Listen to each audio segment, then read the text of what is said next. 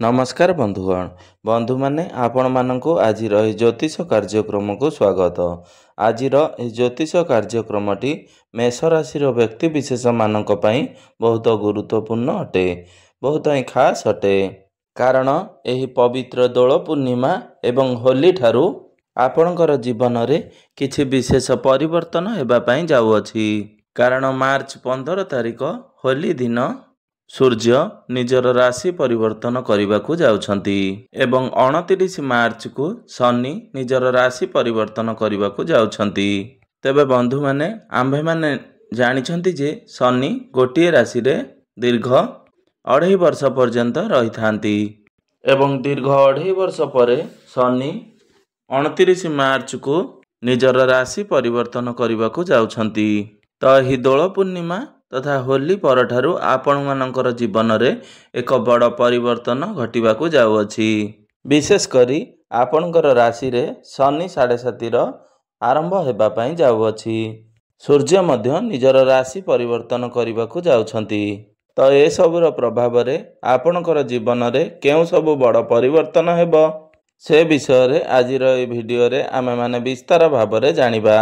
एही दोल पूर्णिमा तथा होली परे आपणकर स्वास्थ्य, शिक्षा, प्रेम संपर्क, वैवाहिक जीवन, भाग्य, क्यारियर एवं व्यापार वाणिज्यर स्थिति किपरि रहिछि से विषय रे आजिर वीडियो रे आमे माने विस्तार भाव रे जानिबा।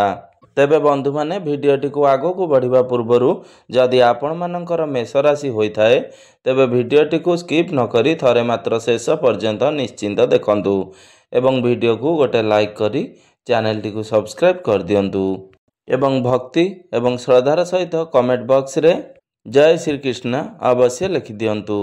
तेबे बंधु माने आसंतु आरंभ करिबा आजिर ही कार्यक्रमटी को, जहा कि जन्म राशि एवं चंद्र राशि उपरे संपूर्ण आधारित अटे। तेबे बंधु माने राशि चक्र 12 गोटी राशि मध्यरु प्रथम राशि होची मेष राशि। तेबे बंधु माने गुरु आपणकर द्वितीय भाव रे विराजमान अछंती, मंगल आपणकर तृतीय भाव रे विराजमान अछंती, केतु आपणकर षष्ठ भाव रे विराजमान अछंती, शनि एवं सूर्य आपणकर कुंडलीर एकादश भाव रे विराजमान अछंती। तेबे सूर्य 15 तारिख दिन आपणक कुंडलीर द्वादश भाव को गोचर करिवे एवं 29 मार्च को शनि आपणक कुंडलीर द्वादश भाव को चलन करिवे। तेबे वर्तमान आपणकर द्वादश भाव रे शुक्र, बुध एवं राहु। तेबे शनि जेतेबेले आपणकर द्वादश भाव को गोचर करिवे तो आपणकर राशि रे शनि 7.5 आरंभ होई जिवो, जहा कि दीर्घ 30 वर्ष परे आपणकर राशि रे शनि 7.5 लागिबाकू जाउछि। तेबे बंधु माने आपण टिके निजर स्वास्थ्य प्रति जत्न नेबार अछि एही होली परे।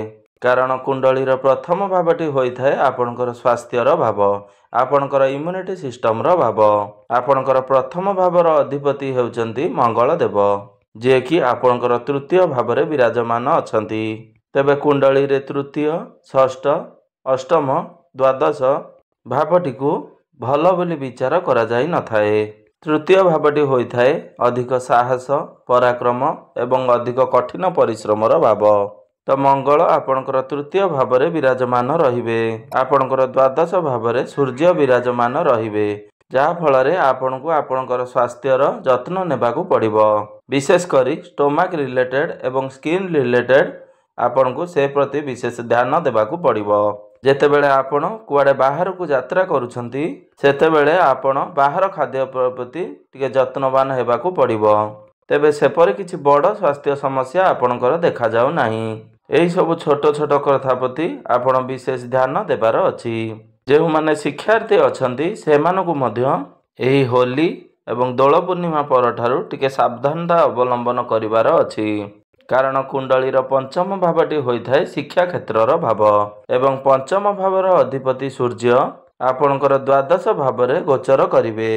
तो एही समय रे आपण तरबर होई आपणकर पाठपढ़ा को नै कोनोसे भी डिसिजन नेबा उचित नुहे। आपण टिके भाबी चिंती निजर पाठपढ़ा रे जो डिसिजन नेउछंती ताहा नियंतु। कारण सूर्य आपणकर द्वादश भाव रे विराजमान रहिबे। एहा सहित राहु एवं केतुंकर दृष्टि रे रहिबे। तो राहुंक सहित विराजमान रहिबे। केतुंकर दृष्टि मध्य सूर्यंक उपरे रहिबो। ସେଥିପାଇଁ ଏହି ସମୟର ଅବଧି ମଧ୍ୟରେ ଆପଣ ଭାବିଚିନ୍ତି ଡିସିସନ୍ ନିଅନ୍ତୁ। ବିଶେଷ କରି ଏପ୍ରିଲ 14-15 ପର୍ଯ୍ୟନ୍ତ ଆପଣଙ୍କୁ ସାବଧାନତା ଅବଲମ୍ବନ କରିବାର ଅଛି। ତାପରେ ସୂର୍ଯ୍ୟ ଯେତେବେଳେ ଆପଣଙ୍କର ପ୍ରଥମ ଭାବକୁ ଗୋଚର କରିବେ ଏବଂ ଆପଣଙ୍କର ଲଗ୍ନ ଭାବରେ ଉଚ୍ଚସ୍ଥ ହୋଇ ରହିବେ, ସେତେବେଳେ ଆପଣଙ୍କର ପାଠପଢ଼ାରେ ଯାହା ବି କିଛି ସମସ୍ୟା ଚାଲୁଥିବ ସେ ସବୁ ଆପେ ଆପେ ସମାଧାନ ହୋଇଯିବ। ଯେଉଁ ବ୍ୟକ୍ତି ବିଶେଷମାନେ ପ୍ରେମ ଜୀବନରେ ଅଛନ୍ତି, ଆପଣଙ୍କୁ ମଧ୍ୟ ଏହି ହୋଲି ପରେ ନିଜର ପ୍ରେମ ଜୀବନ ପ୍ରତି ବିଶେଷ ଧ୍ୟାନ ଦେବାର ଅଛି। କାରଣ ପଞ୍ଚମ ଭାବଟି ଶିକ୍ଷାର ଭାବ ହେବା ସହିତ ପଞ୍ଚମ ଭାବଟି ପ୍ରେମ ଜୀବନର ଭାବ ହୋଇଥାଏ ଏବଂ ପଞ୍ଚମ ଭାବର ଅଧିପତି ସୂର୍ଯ୍ୟ ଆପଣଙ୍କର ଦ୍ୱାଦଶ ଭାବରେ ବିରାଜମାନ ରହିବେ। ତାହା ବି ରାହୁଙ୍କ ସହିତ ଅବସ୍ଥାନ କରିବେ, ଯାହାଫଳରେ ଆପଣଙ୍କ ମଧ୍ୟରେ ଛୋଟ ମୋଟ କଥାକୁ ନେଇ ଯୁକ୍ତିତର୍କ ବା କଳି ଝଗଡ଼ା ହୋଇପାରେ। ତ ଏସବୁ ପ୍ରତି ଆପଣ ସତର୍କ ରହିବା ଉଚିତ। ବୈବାହିକ ଦୃଷ୍ଟିକୋଣରୁ ଯଦି ଦେଖିବାକୁ ଯିବା, ତ ବୈବାହିକ ଜୀବନ ଆପଣଙ୍କର ବହୁତ ବେଶୀ ଭଲ ନାହିଁ କିମ୍ବା ବହୁତ ବେଶୀ ଖରାପ ନାହିଁ। କାରଣ କୁଣ୍ଡଳୀର ସପ୍ତମ ଭାବଟି ହୋଇଥାଏ ବୈବାହିକ ଜୀବନର ଭାବ, ଆପଣଙ୍କର ଜୀବନ ସାଥୀଙ୍କର ଭାବ। ଆପଣଙ୍କର ସପ୍ତମ ଭାବର ଅଧିପତି ହେଉଛନ୍ତି ଶୁକ୍ର। ଶୁକ୍ର ଆପଣଙ୍କର ଦ୍ୱାଦଶ ଭାବରେ ଉଚ୍ଚସ୍ଥ ଅଛନ୍ତି, ତ ଏହା ଆପଣଙ୍କୁ ଶୁଭ ଫଳ ପ୍ରଦାନ କରିବ। ମାତ୍ର ଶୁକ୍ରଙ୍କ ସହିତ ରାହୁ ମଧ୍ୟ ବିରାଜମାନ ଅଛନ୍ତି, ଯାହାଫଳରେ ଆପଣଙ୍କ ମଧ୍ୟରେ ଭୁଲ ବୁଝାମଣା ଟିକେ ହୋଇପାରେ। ଆପଣ ଛୋଟ ଛୋଟ କଥାକୁ ନେଇ ଆପଣଙ୍କ ମଧ୍ୟରେ ଭୁଲ ବୁଝାମଣା ହୋଇପାରେ। ମାତ୍ର ଶୁକ୍ର ଯେହେତୁ ଦ୍ୱାଦଶ ଭାବରେ ଅଛନ୍ତି, ତ ଆପଣ ଦୁଇ ଜଣ ମିଶି କେଉଁଆଡ଼େ ବୁଲିବାକୁ ଯାଇପାରନ୍ତି। କିଛି ନୂଆ ନୂଆ ଆଇଡ଼ିଆ ଆପଣଙ୍କ ମନକୁ ଆସିପାରେ। ତେବେ ସେପରି କିଛି ବଡ଼ ସମସ୍ୟା ଆପଣଙ୍କର ବୈବାହିକ ଜୀବନରେ ଆସିବ ନାହିଁ, ଯେହେତୁ ଶୁକ୍ର ଆପଣଙ୍କର ଦ୍ୱାଦଶ ଭାବରେ ଉଚ୍ଚସ୍ଥ ଅଛନ୍ତି। କେବଳ ଛୋଟ ମୋଟ କଥାକୁ ନେଇ ଆପଣଙ୍କ ଭିତରେ ଭୁଲ ବୁଝାମଣା ନ ହେଉ, ସେଥିପ୍ରତି ଆପଣଙ୍କୁ ଧ୍ୟାନ ଦେବାର ଅଛି। ତେବେ ଏହି ହୋଲି ପରେ ମେଷ ରାଶିର ବ୍ୟକ୍ତିବିଶେଷମାନଙ୍କର ଜୀବନରେ ଏକ ବିରାଟ ବଡ଼ ପରିବର୍ତ୍ତନ ହେବା ପାଇଁ ଯାଉଅଛି। କାରଣ ଶନି ନିଜର ରାଶି ପରିବର୍ତ୍ତନ କରିବାକୁ ଯାଉଛନ୍ତି ଏବଂ ଆପଣଙ୍କର ରାଶିରେ ଶନି 7.5 ଆରମ୍ଭ ହେବା ପାଇଁ ଯାଉଅଛି। ତେବେ ଯେତେ ମେଷ ରାଶିର ବ୍ୟକ୍ତିବିଶେଷମାନେ ଅଛନ୍ତି, ସମସ୍ତଙ୍କର ଜୀବନରେ ଏକା ପ୍ରକାରର ପରିବର୍ତ୍ତନ ହେବ ନାହିଁ। କାରଣ ଆପଣଙ୍କର ଜନ୍ମ କୁଣ୍ଡଳୀରେ ଶନିଙ୍କର ସ୍ଥିତି ଉପରେ ଆପଣଙ୍କର କେଉଁଭଳି ପରିବର୍ତ୍ତନ ହେବ ତାହା ନିର୍ଭର କରେ। ଯଦି ଆପଣଙ୍କର ଜନ୍ମ କୁଣ୍ଡଳୀରେ ଶନି ଉଚ୍ଚ ସ୍ଥିତିରେ ଅଛନ୍ତି ବା ମିତ୍ର ରାଶିରେ ବିରାଜମାନ ଅଛନ୍ତି, ତେବେ ନିଶ୍ଚିତ ଭାବରେ ଏହି ଶନି 7.5 ଆପଣଙ୍କ ପାଇଁ ବରଦାନ ସଦୃଶ୍ୟ ହେବ। ଅର୍ଥାତ୍ ଏହି ଦୋଳ ପୂର୍ଣ୍ଣିମା ତଥା ହୋଲି ପରେ ଆପଣଙ୍କର ଭାଗ୍ୟ ଖୋଲି ଯାଇପାରେ। ଆପଣଙ୍କୁ ପ୍ରତ୍ୟେକଟି କାର୍ଯ୍ୟରେ ସଫଳତା ପ୍ରାପ୍ତି ହେବ। ଆପଣଙ୍କୁ ଜୀବନରେ ବହୁତ ବଡ଼ ବଡ଼ ସଫଳତା ପ୍ରାପ୍ତି ହେବ। ଏପରି ବି ହୋଇପାରେ ଆପଣ ରଙ୍କରୁ ରାଜା ମଧ୍ୟ ବନିଯାଇପାରନ୍ତି। ଯଦି ଆପଣଙ୍କର ଜନ୍ମ କୁଣ୍ଡଳୀରେ ଶନି ନିଚସ୍ଥ ଅଛନ୍ତି ବା ଶତ୍ରୁ ରାଶିରେ ବିରାଜମାନ ଅଛନ୍ତି ବା ପୀଡ଼ିତ ଅବସ୍ଥାରେ ଅଛନ୍ତି, ତେବେ ଏହି ଶନି 7.5ରେ ଆପଣଙ୍କୁ ବହୁତ କିଛି ସମସ୍ୟାର ସାମ୍ନା କରିବାକୁ ପଡ଼ିବ। ଆପଣଙ୍କ ପାଇଁ ଏହି 7.5 ବର୍ଷ ଯନ୍ତ୍ରଣାଦାୟକ ରହିବ। ତେବେ ନିଶ୍ଚିତ ଭାବରେ ଏହି ଦୋଳ ପୂର୍ଣ୍ଣିମା ପରେ ଆପଣଙ୍କ ଜୀବନରେ ଗୋଟେ ବଡ଼ ପରିବର୍ତ୍ତନ ହେବା ପାଇଁ ଯାଉଅଛି, ଯାହାକି ଆପଣଙ୍କର ଜନ୍ମ କୁଣ୍ଡଳୀରେ ଶନିଙ୍କର ସ୍ଥିତି ଉପରେ ଆପଣଙ୍କର ନିର୍ଭର କରେ।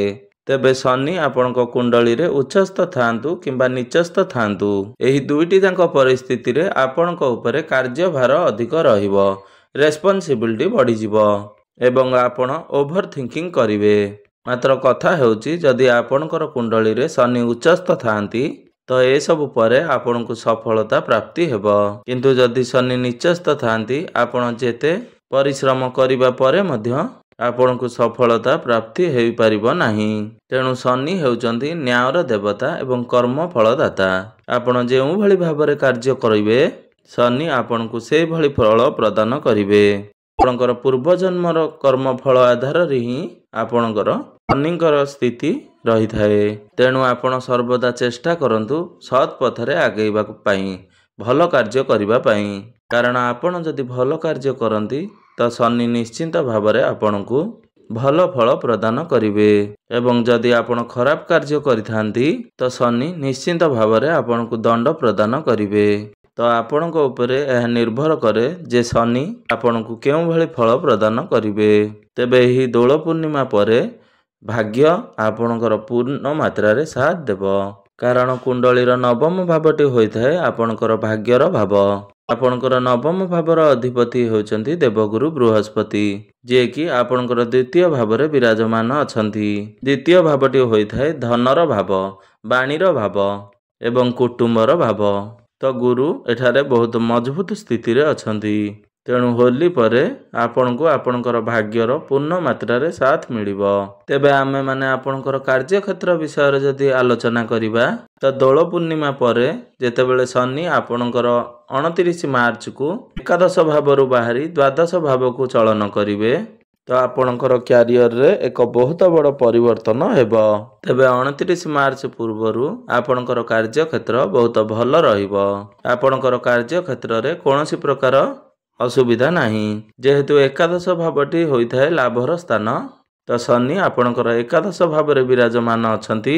ତ ଆପଣଙ୍କର କ୍ୟାରିୟର ସମ୍ବନ୍ଧିତ ଯେକୌଣସି କାର୍ଯ୍ୟ ଆପଣଙ୍କର ଭଲ ରହିବ। ଆପଣଙ୍କର ଚାକିରିରେ ପଦୋନ୍ନତି ହୋଇପାରେ, ଆପଣଙ୍କୁ ଧନ ଲାଭ ହୋଇପାରେ।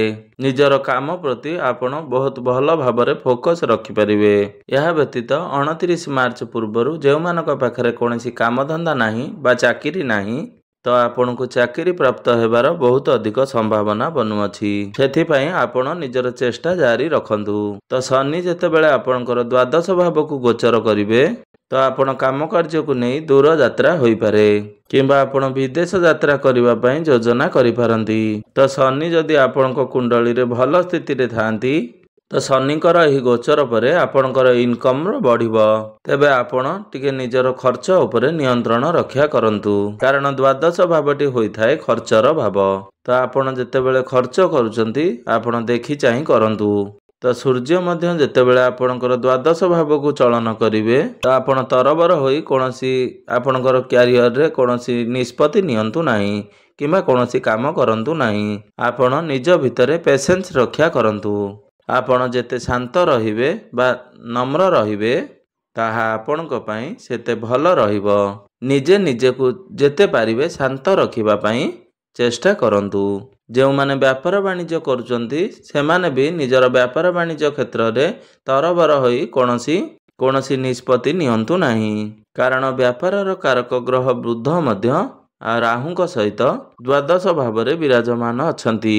ତ ଏହି ହୋଲି ପରେ ବିଜନେସ୍ ମଧ୍ୟ ଆପଣଙ୍କର ଆଭରେଜ ରହିବ ଏବଂ ଆପଣ ବିଜନେସରେ କିଛି ଟଙ୍କା ମଧ୍ୟ ଖର୍ଚ୍ଚ କରିପାରନ୍ତି। ଏବେ ତରବର ହୋଇ ଆପଣ କୌଣସି କାର୍ଯ୍ୟ କରନ୍ତୁ ନାହିଁ କିମ୍ବା ଏପଟ ସେପଟ କରନ୍ତୁ ନାହିଁ।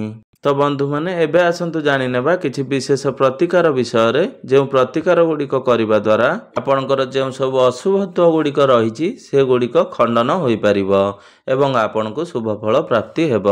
ତ ଯେହେତୁ ଆପଣଙ୍କର ରାଶିରେ ଶନି 7.5 ଆରମ୍ଭ ହୋଇଯିବ, ସେଥିପାଇଁ ଆପଣ ପ୍ରତ୍ୟେକ ଦିନ ଶନିଙ୍କର ବୀଜ ମନ୍ତ୍ରର ଜପ ଆପଣ ଅବଶ୍ୟ କରନ୍ତୁ। 108 ଥର ମନ୍ତ୍ରଟିକୁ ଜପ କରନ୍ତୁ। ପ୍ରତ୍ୟେକ ଦିନ ସୂର୍ଯ୍ୟାସ୍ତ ପରେ ଆପଣ ହନୁମାନ ଚାଳିଶାର ପାଠ ଅବଶ୍ୟ କରନ୍ତୁ। ପ୍ରତ୍ୟେକ ଦିନ ଆପଣ ମଙ୍ଗଳଙ୍କର ବୀଜ ମନ୍ତ୍ରର ଜପ 108 ଥର ନିଶ୍ଚୟ କରନ୍ତୁ। ଆପଣଙ୍କୁ ଶୁଭ ଫଳ ପ୍ରାପ୍ତି ହେବ ଏବଂ ପ୍ରତ୍ୟେକ ଦିନ ଉଦିତ ସୂର୍ଯ୍ୟକୁ ତମ୍ବା ପାତ୍ରରେ ଜଳାର୍ଘ୍ୟ ଅର୍ପଣ କରନ୍ତୁ।